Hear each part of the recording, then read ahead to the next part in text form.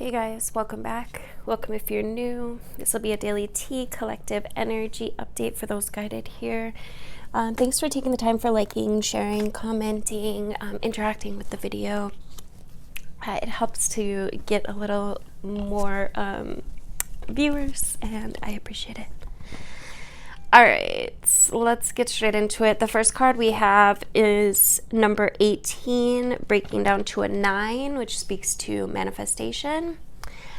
The wolf in reverse. The wolf speaks about loyalty, support, friendships.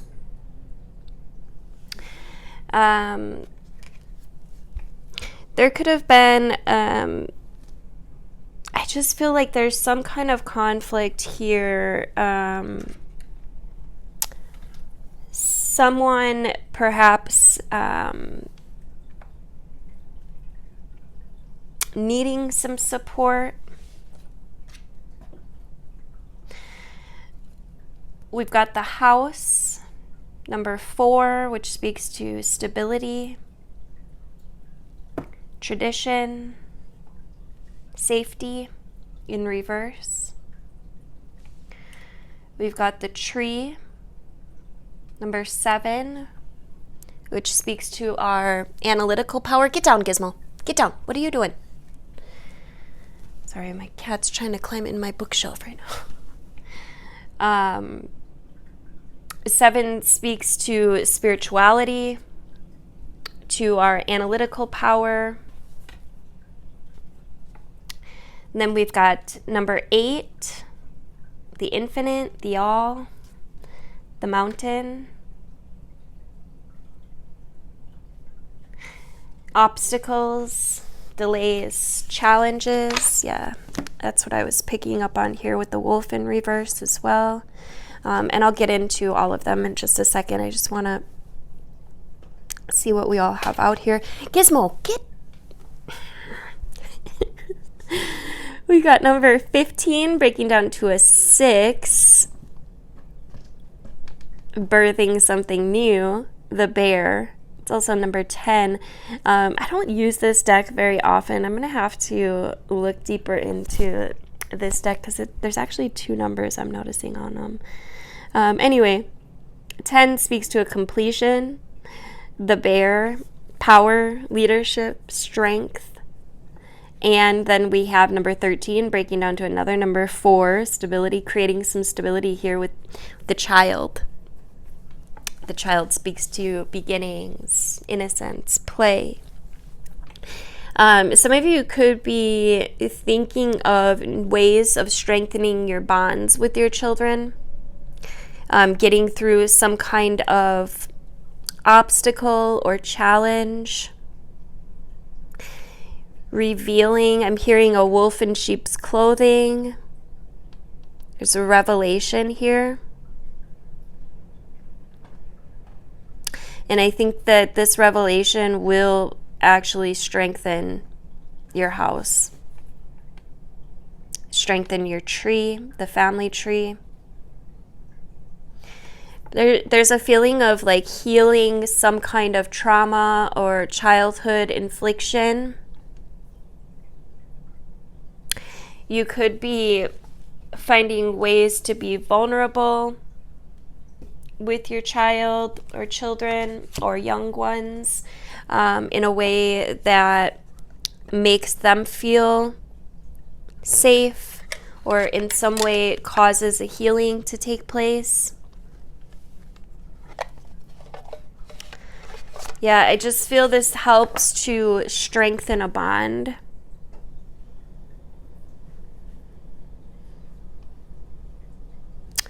And we're going to go deeper on this obstacle, this challenge in the extended version. We'll get some animal spirits and some oracles, some tarot out here. If you'd like to check out the extended version, please make sure you're on my YouTube channel where you can catch it for free. I'll see you there. All right, guys, coming straight back. Let's see if we can squeeze these in here. All right. Let's get some animal spirits. We've got the moth in reverse. When the moth comes out in reverse, it's an energy of like flightiness, like it could be a little impulsive, or there's a need to finish something. It's like jumping from one thing to another. And look, this moth here is actually standing out to me as well. They look kind of like they're mirror versions of each other. You may need to finish something, or like complete, maybe it's a conversation, or maybe there's a conversation that needs to be had. And I feel like this is something that will come from deep within. Like, you know, if you're not sure what to say, just ask for the clarity, ask for the advice, ask Spirit to provide you with the path.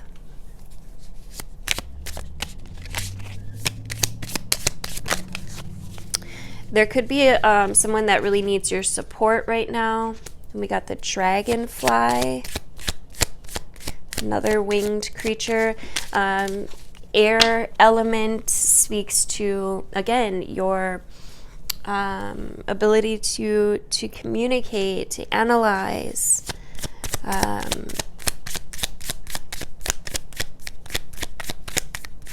The dragonfly is the master of light. He's also the master of illusion. So just make sure that you are seeing clearly here, okay? Make sure that you're thinking, maybe you're like thinking about having a conversation, or there's just, I just feel like there's some kind of communication here to be had that could essentially leave you feeling very healed, and leave the other person feeling very healed as well, very much in their strength. Then we've got the bat and the phoenix. Yeah, all winged creatures. The phoenix speaks to our root chakra. It's our energy center that lies at the base of our spine. It's the first chakra. It's our connection to the earth. And the phoenix speaks about lifting some baggage. It's freedom from suffering, freedom from past karma. It's an energy of reincarnation, in that you burn away, essentially, like metaphorically, you burn away the old egoic person that you were, and then comes this new revitalized rebirth energy that, it just brings about some freedom from suffering.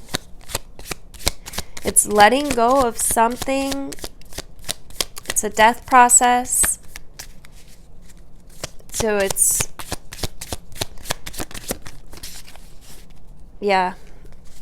it's literally clearing away. The panther came out right next to the phoenix, clearing away the unnecessary. So just make sure that in this communication that you have, that, make sure you're thinking it through. Make sure that, if there's things that maybe are coming up that aren't really necessary to communicate, you want to make sure that you're analyzing this communication before jumping into it, okay? Because I do feel like there's essentially a huge opportunity here for growth and for healing if you go about this the right way.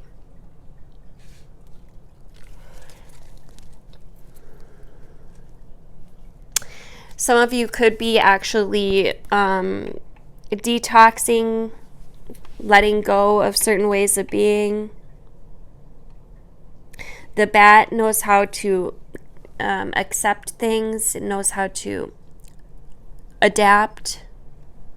It's good at adjusting.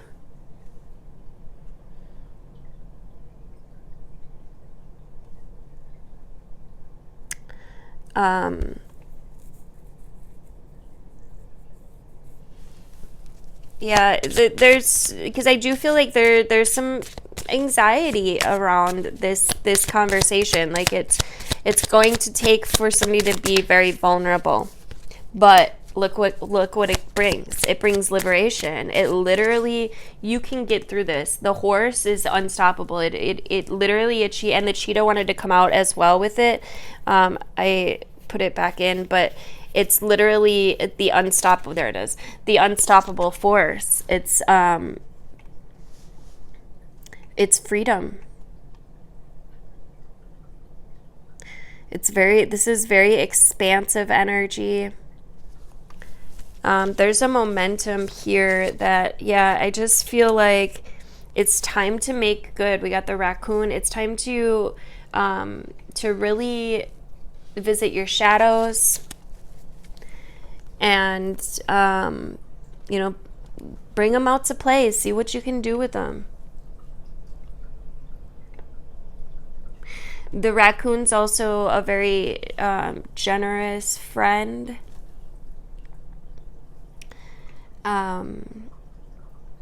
You could be getting some inspiration from a friend, is what I'm hearing. There's a need for forgiveness here and for honesty. Okay, you've got to get real honest. But somebody has been suffering, and I feel like it's in your power to help them free themselves from some of this suffering.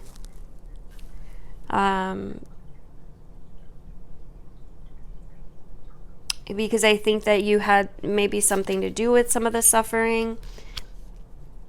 There's the cross came out. The cross talks about you know, a burden or conviction. Yeah, I just feel like somebody is owning their shit, and there's also some other truth that's coming out here that could definitely be beneficial in this healing process. I see this as an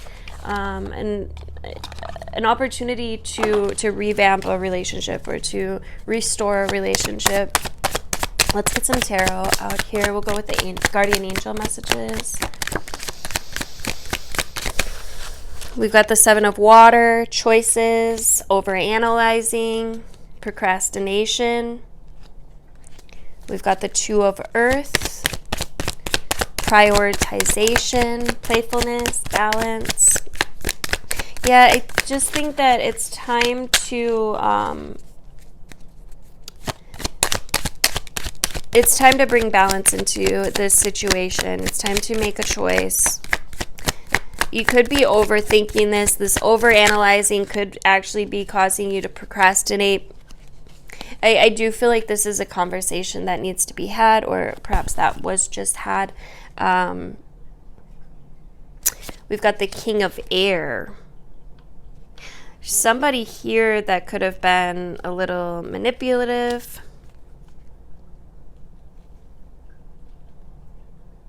We got the Five of Water, which talks about disappointment, regret, a need for forgiveness. And then the Eight of Water, which is this searching for empowerment or fulfillment energy. Trust your intuition. We got renewal. Yeah, I think in your reflections, in your contemplations, you will you'll get the inspiration that you're searching for. Just make sure that you're taking the time. Yeah, look, we got the Nine of Earth that came out. As I said this is wish fulfillment. Like, you're going to receive what you want. This is a sense of contentment, independence. Let's get a card from the Alice in Wonderland, and then we'll get a couple Moon Magic cards to wrap this up. Thank you guys again for liking, sharing, commenting. I love hearing from you guys. We got number 42, mortality. Life is brief, beautiful, and yours to live. Yeah, it's that death process that's coming in again. Let's see. I'm going to actually read this one. They're not very long. Let's see. All right.